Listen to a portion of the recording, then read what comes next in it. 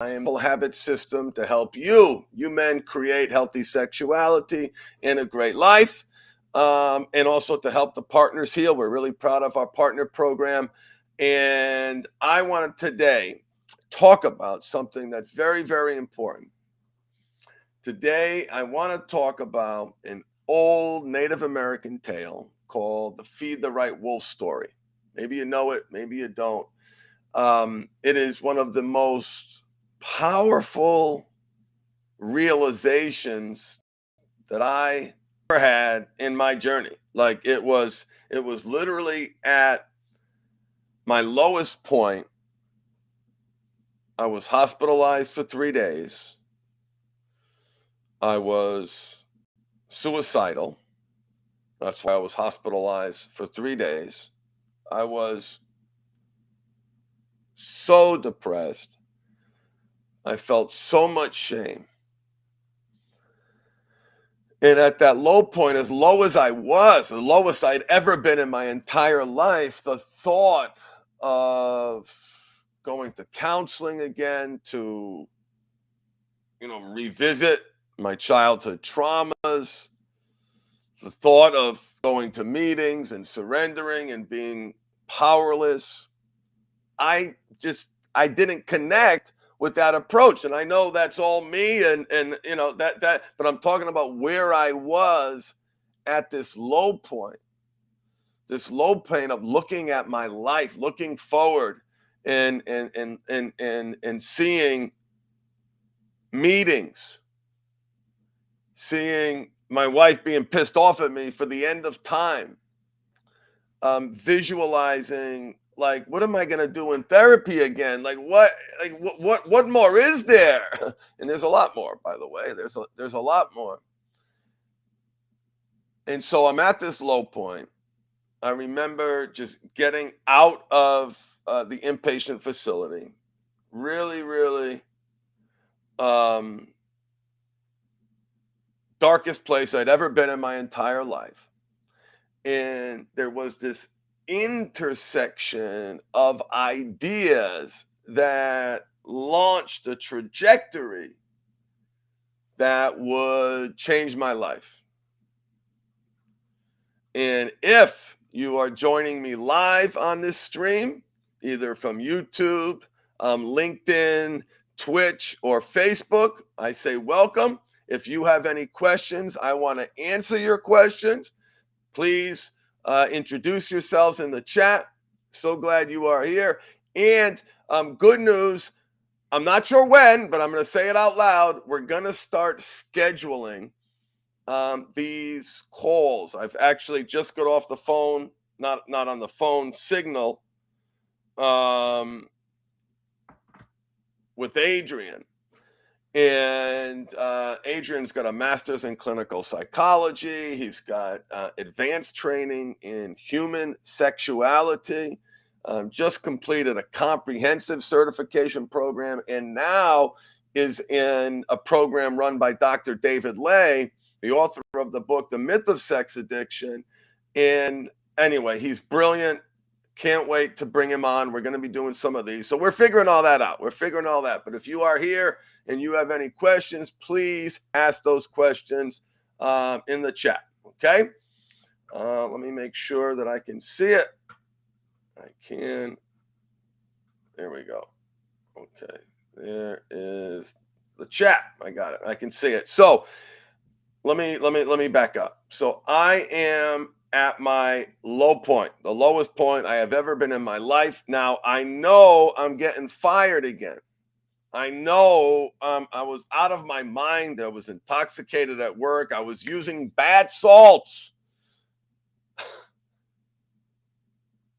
The lies and the cheating were so bad. I was out of control. I was out of control. And it was at that low point that these principles hit me and changed my life in such a powerful way. One of those principles was to break a habit, you have to make a habit. That sounds pretty obvious, but that golden rule of behavior modification, behavior change, do something else, right? Not do something. My whole identity was around not doing something, and I was terrible at not doing something. I kept doing that thing despite trying not to do that thing. I was terrible at not doing something. So break a habit, make a habit came to me at that low point, and I heard this story, this Feed the Right Wolf story. And it was this intersection of these two principles that changed my life in a sanely powerful way. Let me share with you that story. And there's different versions of this Native American tale. I'm going to read one that I found on the web, obviously, and it captures the essence of the story. If you dig in, you'll see it told a couple of different ways. An old Cherokee is teaching his grandson about life. A fight is going on inside me, he said to the boy. It is a terrible fight, and it is between two wolves. One wolf is evil. He is anger, envy, sorrow, regret, greed, arrogance, self-pity, guilt, resentment, inferiority, lies, false pride, superiority, and ego. That's the evil wolf. That's the bad wolf. The other wolf is good. Let me add to the bad wolf. Addiction, out of control. The other wolf is good.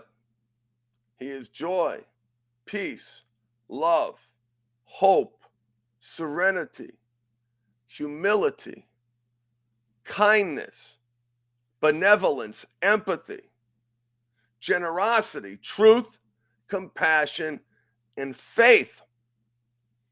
You got the bad wolf and the good wolf. The Cherokee Native American chief says the same fight is going on inside you and inside every other person too. The grandson thought about it for a minute and then asked his grandfather, which one will win? Which wolf will win? The Native American chief simply replied, the one you feed. The one you feed. And in this short broadcast, I wanted to share this lesson with you and tell you why it was so impactful for me. What was it about this story that like altered the trajectory of my life, because it got me focused and obsessing on the make a habit part of the equation.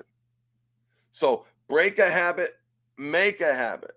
So much of my life was spent on the break a habit, not doing the thing. There was an identity around not doing the thing. Not doing the thing was tracked, it was measured. How long, how much time have you been successful in not doing the thing? And of course, that is a metric. Let's be real, right? But it is a secondary metric to the make a habit part of the equation. What are you doing? And I love people ask me this question or tell me, hi, Craig, my name's Joe. I've been sober for 4 months, 3 months, 3 days, 3 hours, 60 minutes. Why? Why? What has driven that outcome? And listen, sobriety is the beginning of the journey. The goal has to be healthy sexuality and a great life. It has to be. It has to be. There's no other solution where this works, where you're able to channel and direct that powerful energy, and to be proactive about that, to be intentional with that powerful force. You have to feed the right wolf. You have to make new habits that meet those needs, because there's a great chance that you are using your powerful sexual energy to cope, numb, cope, and escape. And that's a powerful emotional and physical regulator. And in fact, there are times when it is irresponsible, unethical, unprofessional, dangerous, dangerous to encourage someone to stop, for example, watching pornography to emotionally and physically regulate. It's irresponsible because that person is using sex to function. It's helping them in powerful ways. It's helping them deal with life. It's helping them manage fear. And it's so important. It's so important. This addict part of you, you should do a meditation where you picture him at the end of New Hope, the Star Wars movie, A New Hope. Your addict part, right? So there's Chewie, there's Han, there's Luke, the R2D2 and C3PO over here, and then there's your addict. Your addict part bending over to get that medal, to the applause, to the accolades, to the praise. Because that addict part has helped keep you alive. It's helped you function. It has helped you to find joy when there was none in other places. It's feeding the wrong wolf, but to break a habit, you have to make the right habit that meets the right need. You have to feed the right wolf. How do you emotionally and physically regulate, deal with life now that you've removed this coping strategy? Oh, these poor men, they're dying. That's all they've done. They've stopped doing something and they are miserable. Of course they're miserable. They have eliminated a powerful coping strategy, a very powerful coping strategy. So feed the right wolf. Feed the right wolf. Please, please, please embrace this story into the fiber of your being. Instead of obsessively focusing on not doing something, shift that focus to doing something else. What is it that you need to do in order to say, I am feeding the right wolf? I am check. I am proactively meeting my needs. Check. I am in pursuit of healthy sexuality. Check. That's a lot. That's a lot. That is a lot. And it is your path. It is your path. The cure is the aggressive pursuit of a great life. And when I realized that mediocrity was simply a recipe for failure, okay, average, not bad, I'm all right, right? I realized that was the top of the downward spiral. That was the top of the downward spiral. I now live a life, and I'm not perfect, brothers, but I am always in one of two places. I am on the right track or I am on the wrong track. And the reason why I live in one of those two places, because there's no such thing as average, mediocre. Man, I'm either feeding the right wolf or I'm not. I'm either moving towards success and I'm not. And I want to create a reality for me that when I'm off track, when I'm not feeding the right wolf, alarm bells go off. Alarm bells go off in my head and say, wait a minute, this is unsustainable. You know where this goes. You know where this goes. People ask me all the time, could you see yourself going back to your old ways? Yes. I love answering the question very aggressively and very assertively because I want you all to learn from my mistakes. Yes, absolutely. If I stop doing the things that make me successful, of course I'm going to resort to that pattern. It is literally the oldest pattern and deeply entrenched pattern in the history of me. Using sex to escape, to feel better, to self-soothe. Like since I was a child. Name for me a chat in the chat. Tell me a habit that is more deeply entrenched than that. Because that's what you're up against. That reality is what you're up against. So there's no solution in not doing the thing. And in fact, it's irresponsible to tell somebody to stop doing the thing unless you've addressed the underlying psychological issues. You've addressed the depression, the anxiety, the crippling low self-esteem, the vacancy of purpose, the zero concept of self-control, the low emotional intelligence. Man, I got so much empathy for the guy that gets caught and, I'm going to do it alone. That's it. I'm going to do it. A white knuckle. I'm going to hold on for dear life. Oh, it's dangerous. It's actually dangerous in some cases. Dangerous because that force is so powerful. And that's why I love the New Hope exercise. One of the most important exercises in my program is the positive attribute exercise. And that is identifying all of the positive attributes of this behavior. What needs is this behavior meeting?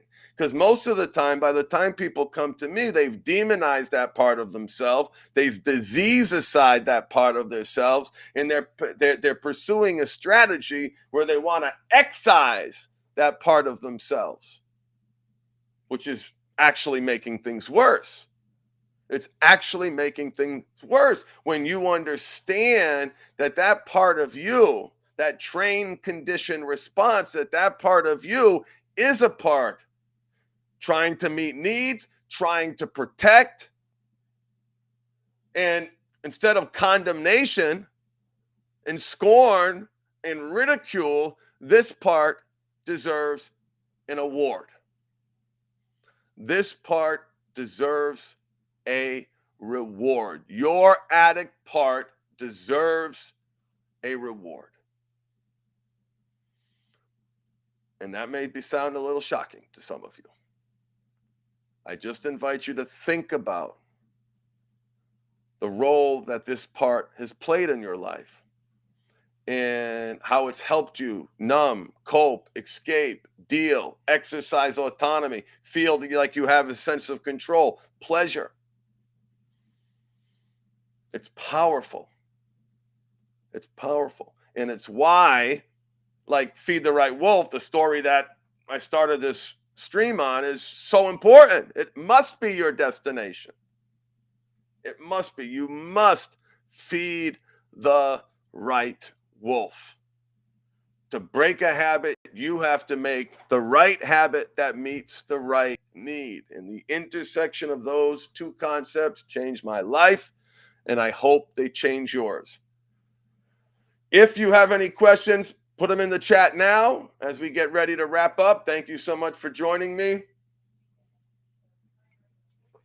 I'm blessed and privileged to be able to help and point you in the right direction. Hope you get great value. Look forward to more of these in the future. Thank you so much for joining me. Make it a great day. And in the spirit of this broadcast, feed the right wolf inside you. Think about what that means for the rest of the day. What does that mean? How do you feed the right wolf? How do you bring that concept to life? That's your assignment. See you on the flip side.